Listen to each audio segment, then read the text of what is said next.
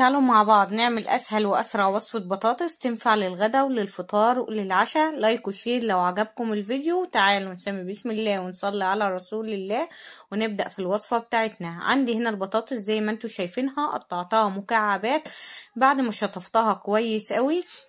ببدأ انزل بيها في حلة وبنزل عليها طبعا بمية فترة، وببدأ ارفعها على البوتاجاز بدون اي اضافات.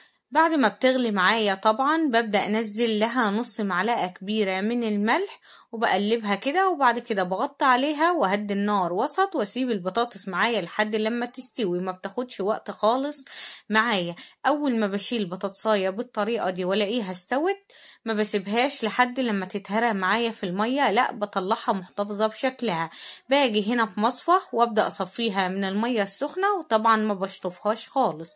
باجي هنا بقى في طاسة ببدأ انزل بمعلقة كبيرة من الزبدة، ممكن تستبدليها بمعلقة كبيرة من السمنة العادية، وبنزل عليها بمعلقة من الثوم المفروم، وببدأ اشوح الثوم معايا على البوتاجاز اديله تشويحة. طبعا ما بياخدش لون، انا بس بديله تشويحة وياخد من طعم الزبدة.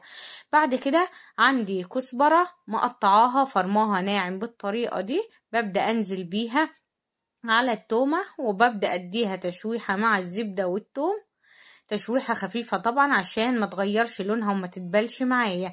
بعد كده ببدأ انزل بالتوابل، نزلت برشة من الشطة والشطة اختياري، ونزلنا بكمون وبكزبرة وبديهم تشويحة خفيفة. وعلى طول ببدأ انزل بالبطاطس اللي احنا صفيناها من المية السخنة، وببدأ اقلبها على البوتاجاز لحد لما اغلفها كلها بالزبدة وبالثوم وبالكزبرة والتوابل اللي احنا نزلناهم وشوحناهم على النار. بديها تشويحة حلوة طبعا، وببدأ انزل بنص معلقة صغيرة من الملح عشان احنا كده كده منزلين ملح في مية البطاطس، فما تكتريش الملح عشان ما تملحش معاكي.